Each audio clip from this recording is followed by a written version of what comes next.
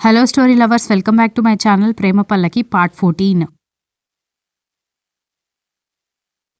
దితి పక్కన నిలబడితే అతని ఆలోచనల మీద అతనికి కట్టడి ఉండదని, తన బిజినెస్ క్లయింట్స్ ఎవరో కనిపిస్తే అక్కడికి వెళ్లడంతో వెయిటర్ వచ్చి జ్యూస్ గ్లాస్ అందించడంతో తాగుతూ నిలబడ్డాడు శక్తి. దితి జ్యూస్ తాగుతూనే సత్య వాళ్ళ దగ్గరికి వెళ్ళి నిలబడింది. దితికి అదోలాగా అనిపించి, ఏంటి జ్యూస్ ఇలా ఉంది, ఫ్రెష్ జ్యూసేనా అని అడగడంతో, ఏమైందంటూ సత్య తీసుకుని తాగి, బాగుంది కదే, ఎందుకలా అంటున్నావు అని అడిగింది. దాంతో ఒకటే గ్లాస్ ఇద్దరు టేస్ట్ బాగుందని తాగేసరికి ఒక్కొక్కరు ఇద్దరిద్దరుగా కనిపించడంతో ఇద్దరు వెళ్ళి సోఫాలో కూర్చున్నారు.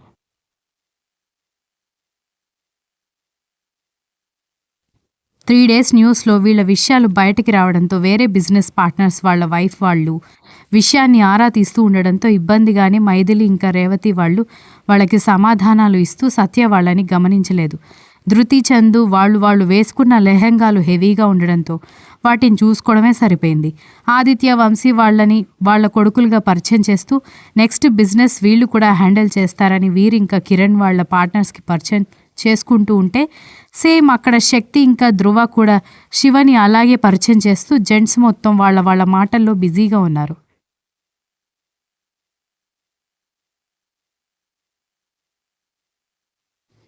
సత్యాదిత్య ఇద్దరికి బాగా అలసటగా అనిపించింది. బాగా తలనొప్పిగా, చిరాకుగా అనిపిస్తూ ఉండడంతో వెళ్ళి నిద్రపోవాలి అనిపించింది.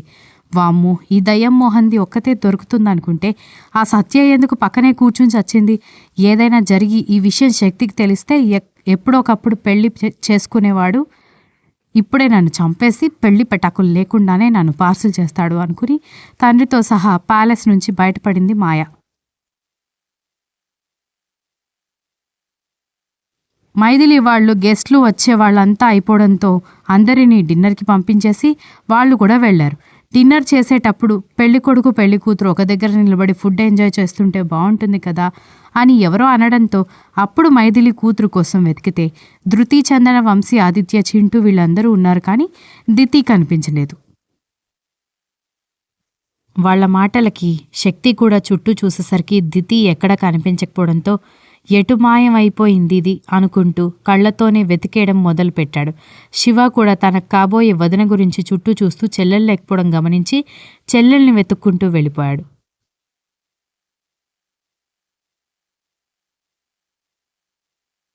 మొత్తం వెతికినా ఎక్కడా చెల్లెలు కనిపించకపోవడంతో బేబీ ఇంటికి వెళ్ళిపోయిందేమో అని వచ్చి మళ్ళీ పార్టీలో కలిశాడు.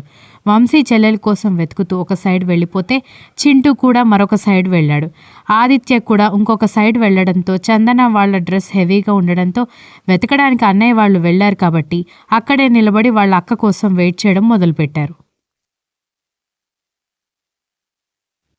చింటూ వాళ్ళు మళ్ళీ తిరిగి రావడంతో, మీరందరూ ఎందుకు వెళ్తున్నారు, తన భార్యని అతను వెతుక్కోలేడా ఏంటి అంటూ విషయం తెలియని అందరూ కామెడీ చేస్తుంటే శక్తి ఇబ్బందిగా నవ్వి విసురుగా కనపడితే దితిని ఒకటి పీకాలన్న కోపంతో వెతుక్కుంటూ వెళ్ళాడు.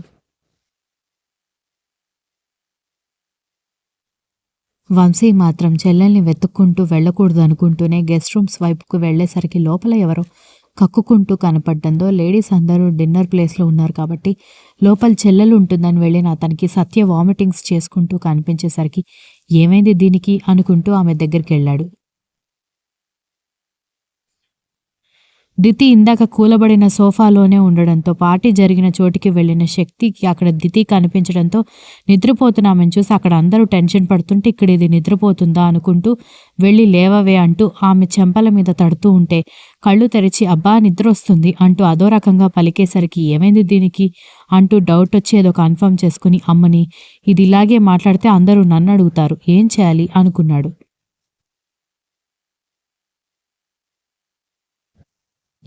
ఎంత ధైర్యం నన్ను తిట్టడానికి, మా అన్నలకు తెలిస్తే మిమ్మల్ని వదిలిపెట్టరు అంటూ పలకడంతో అబ్బో చెల్లెలు ఏ పరిస్థితిలో ఉందో చూసుకోలేదు కానీ ఏదో చేస్తారంట అని వెటకారంగా అంటూ ఆమెను ఎత్తుకొని ఇప్పుడు డిన్నర్ ప్లేస్కి తీసుకెళ్తే ఇది కూడా పెద్ద మ్యాటర్ అవుతుందని ఆ ప్యాలెస్లో రూమ్స్లో కూడా ఉండడంతో ఆమెను ఎత్తుకొని మెట్లెక్కుతూ పైకి వెళ్ళాడు.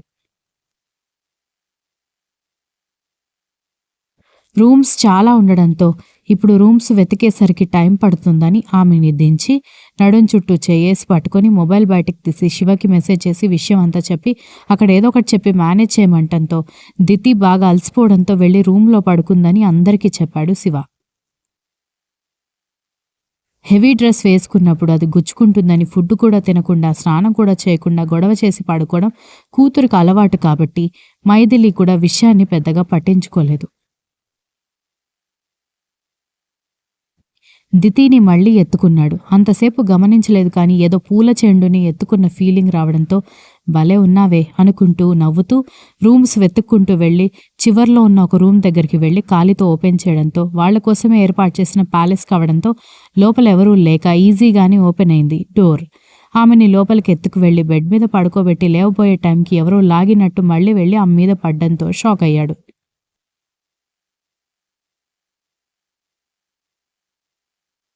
నిజానికి ఆమె లాగింది అనుకున్నాడు కానీ ఆమె తన మెడ చుట్టూ చేతులు వేయడంతో తన హెవీ బ్యాంగిల్స్కి కోట్ చిక్కుబడి మళ్ళీ ఆమె మీదకి వెళ్ళి పడ్డాడని మెల్లగా తేరుకున్న తర్వాత చెక్ చేసిన అతనికి అర్థమైంది. అతి సమీపంగా మొదటిసారి ఆమెను చూస్తూ ఉండడంతో అలాగే చూస్తూ ఉండిపోయాడు శక్తి. చందమామకైనా మచ్చుంటుందేమో కానీ ఆమె మొహం మీద చిన్న మచ్చ కూడా లేకుండా నున్నగా గిల్లితే కందేలా ఉంది ఆమె చర్మం. గులాబీ రేకుల్లాంటి పెదవులు మెరుస్తూ రారమ్మని ఆహ్వానిస్తున్నాయి. వామిటింగ్ చేసుకుంటున్న సత్య భుజాలు పట్టుకోగానే నీరసంగా అతని గుండె మీద వాలిపోయి నాకింకా ఓపిక లేదు అంటూ మాటలు కూడా తీసుకుంటున్న సత్యం చూసి ఎందుకే వాంటింగ్స్ అవుతున్నాయి అన్నాడు. ఏమో అంటూ ముద్దుగా పెదవి విరిచిన సత్య నడుం చుట్టూ చేవేసి జాగ్రత్త అంటూ దగ్గరికి తీసుకున్నాడు. అతని మెడ చుట్టూ చేతులు వేసి నిద్రపోవడం కోసం వెతుక్కుంటున్న ఆమె చేష్టలు చూసి మ్యాటర్ అర్థమై దీనికి ఈ రోగం కూడా ఉందా అనుకొని అక్కడే వదల్లేక మెల్లగా బయటకు తీసుకొచ్చాడు. దితి మొత్తానికి లవ్ చేసిన అన్నయ్యని దక్కించుకున్నావే అంది సత్య. వేనా మా చెల్లెలేదో దీని ఫ్రెండ్ అయినట్టు ఎంత క్లోజ్గా మాట్లాడుతోంది అంటూ ఆమెని బయటకు తీసుకొచ్చి డిన్నర్ జరుగుతున్న చోటికి తీసుకువెళ్తే వాళ్ళు అడిగే ప్రశ్నలకు సమాధానం చెప్పలేక శక్తి వాళ్ళు న్యూస్లో వైరల్ అయినట్టు ఇప్పుడు తనవ్వాల్సి వస్తుందని వాళ్ళకి కనపడకుండా రూమ్స్ వైపు తీసుకెళ్లాడు.